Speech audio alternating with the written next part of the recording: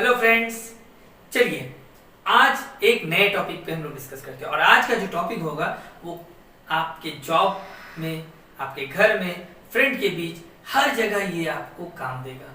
और वो क्या है? कम्युनिकेशन। नो डाउट कम्युनिकेशन ही है। लेकिन अब तक हम लोग कम्युनिकेशन के बारे में क्या समझते थे?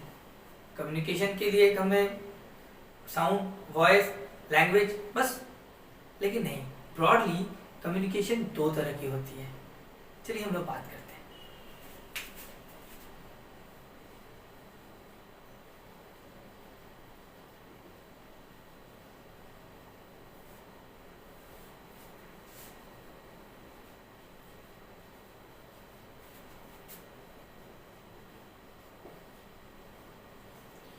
तो दो तरह में, एक होता है वर्बल कम्युनिकेशन, दूसरा होता है नॉन वर्बल कम्युनिकेशन। तो वर्बल कम्युनिकेशन तो हम लोग जानते हैं कि जो हम लोग बातचीत कर रहे हैं, जैसे कि मैं आपको जो समझा रहा हूँ, बोल के समझा रहा हूँ, तो ये आप समझ सकते हैं ये वर्बल कम्युनिकेशन है। तो क्वेश्चन आती है कि non verbal communication. Non verbal communication में सबसे इंपॉर्टेंट होता है, जो आता है उसको बोलते हैं हम लोग बॉडी लैंग्वेज।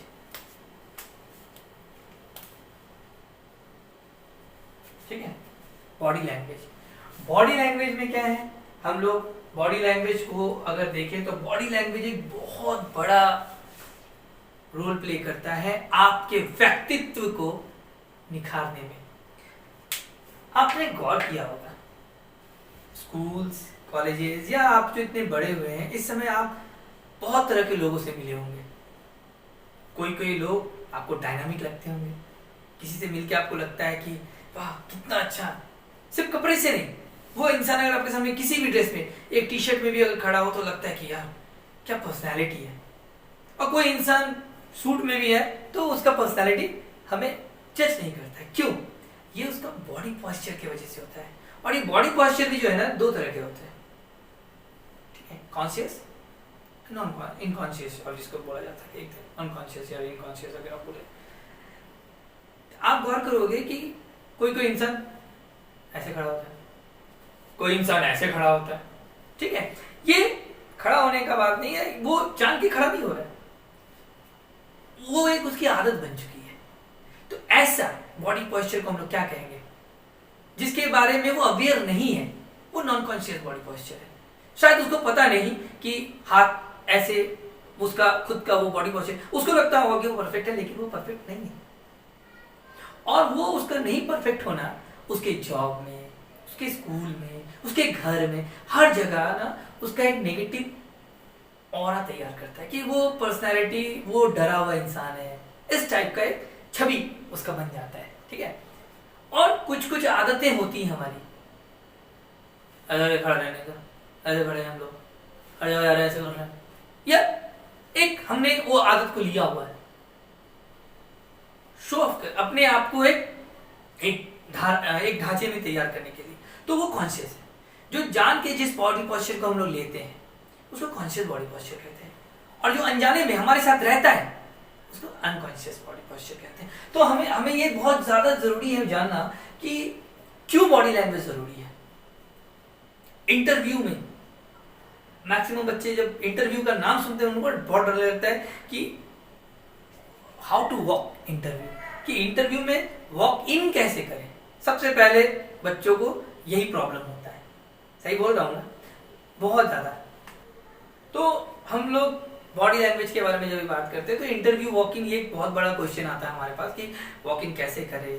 ठीक है, ये जाने के पहले डर आ जाता है हमारे अंदर, और हमारा बॉडी अपने आप गिर जाता है ना। जब हम कॉन्फिडेंस होते हैं अंदर से, जब कॉन्फिडेंटली जब हम लोग चलते हैं तो देखिए, जो काम आपको बहुत अच्छे से आता है आप उस समय बहुत कॉन्फिडेंट रहते हो। अगर कोई काम अच्छा से नहीं आता है तो आपका बॉडी खुद ब खुद गिर जाता है। उसको भी हम लोग नॉन कॉन्शियस ही कहेंगे कि अनजाने में भी ही, लेकिन आपका बॉडी पोस्चर नेगेटिव वे में चला गया है। लेकिन जब आपके अंदर कॉन्फिडेंस होता है तो आपका देखिएगा बॉडी पोस्चर अपने आप सही भी हो जाता है। ऐसा जरूरी नहीं कि हमेशा हो ही जाएगा, लेकिन हो जाता है। और भी क्या है, अगर हम लोग बात करें तो body language can be of conscious and non conscious.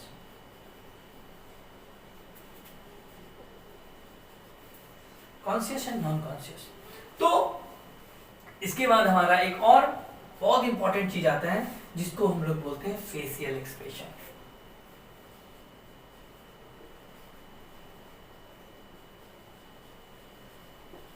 क्या आता है? Facial expression. एक छोटा सा एग्जांपल दूंगा, आप लोगों को बहुत अच्छे से समझ में आएगा। जब हम सब बच्चे थे और किसी अंकल के घर जाते थे और वहां जब कुछ ऑफर किया जाता था, बिस्किट खाओगे बाबू या मिठाई खाओगे बाबू, हमारे साथ जो गार्जियन होता था, हमारा पहला एक्सप्रेशन उनके तरफ होता था, ना कि मिठाई की तरफ। दिल तो मिठाई की तरफ होता था, लेकिन हमारा एक्सप्रेशन पेरेंट्स की तरफ होता था। और उनका फेशियल एक्सप्रेशन से हमको पता चल जाता था कि लेना है कि नहीं लेना है। अगर उन्होंने ऐसे कर देते थे तो मतलब उससे दूर रहो, और अगर कर दिए इसका मतलब ना, ग्रीन सिग्नल है, अब हम ले सकते हैं। तो ये क्या था? हमने बचपन में ही उस चीज को देखा है, उस चीज को फील भी किया है। फेशियल एक्सप्रेशन बहुत जरूरी है। अगर आप बहुत खुश हैं तो आपका फेशियल एक्सप्रेशन कैसा होगा? ऐसा होना चाहिए ना, बहुत खुश है। ऐसा तो नहीं होगा? होगा क्या? मैच कर रहा है क्या सिचुएशन के साथ? नहीं। तो फेशियल एक्सप्रेशन बहुत इंपॉर्टेंट रोल प्ले करता है। आप दुखी हैं, आप खुश हैं, आप डिप्रेस्ड हैं, कि आप एनर्जेटिक हैं, कॉन्फिडेंट हैं, वो सारा चीज आपके एक्सप्रेशंस के थ्रू आ जाता है। ठीक है, तो आगे क्या है? आगे जो है वो है हमारा फेशियल एक्सप्रेशंस के बाद हम अगर देखें तो एक और है, वो उसको बोलते हैं आई कांटेक्ट। आई कांटेक्ट, अगर मैं आपसे बात करूं इधर देख के, तो क्या आप 100% अटेंशन आप मुझे दोगे? नहीं ना। तो 100% अटेंडेंस सीख करने के लिए, लेने के लिए, या सामने वाले के अटेंडेंस को, अंडरस्टैंडिंग को समझने के लिए हमारा आई कांटेक्ट होना बहुत जरूरी है। इससे क्या होता है? पता चलता है कि मैं सामने वाले के साथ ही कम्युनिकेट कर रहा हूं। मान लीजिए कि इंटरव्यू पैनल में 3 जूरी बैठे हुए हैं, ए, बी एंड सी। सपोज कि 3 बैठे हुए हैं, ए, बी एंड सी, और आप यहां हो। ठीक, आपका जो व्यू लाइन है वो तीनों पे बराबर होना चाहिए। सबसे पहला कि आप तीनों के ऊपर फोकस कर पा रहे हो, क्योंकि वो ऐसे ही बैठे हैं। अब मान लीजिए ए ने एक क्वेश्चन रेज किया आपके सामने, आप अगर बी की तरफ फोकस करके ए का क्वेश्चन को अटेम्प्ट कर रहे हैं तो वो कंप्लीटली रॉन्ग होगा। ठीक है, समझ में आ रही है बात? तो आपको क्या है, अगर ए का क्वेश्चन आया है तो यू शुड फोकस एट ए, वो आपका प्राइम है, फर्स्ट है। अगर सी से आया है तो यू शुड लुक एट सी। ऐसा नहीं कि आप सी को घूर के ही बोल रहे हैं, you should start your answering with C and along with that B and A also you should look at। ठीक है, तो ये क्या होता है ना, इससे पता चलता है कि आप कितने फोकस्ड हैं।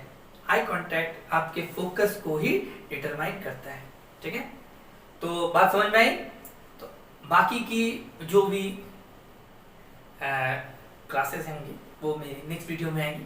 तब तक खुश रहिए, अच्छे से रहिए, और please do support me. Thank you.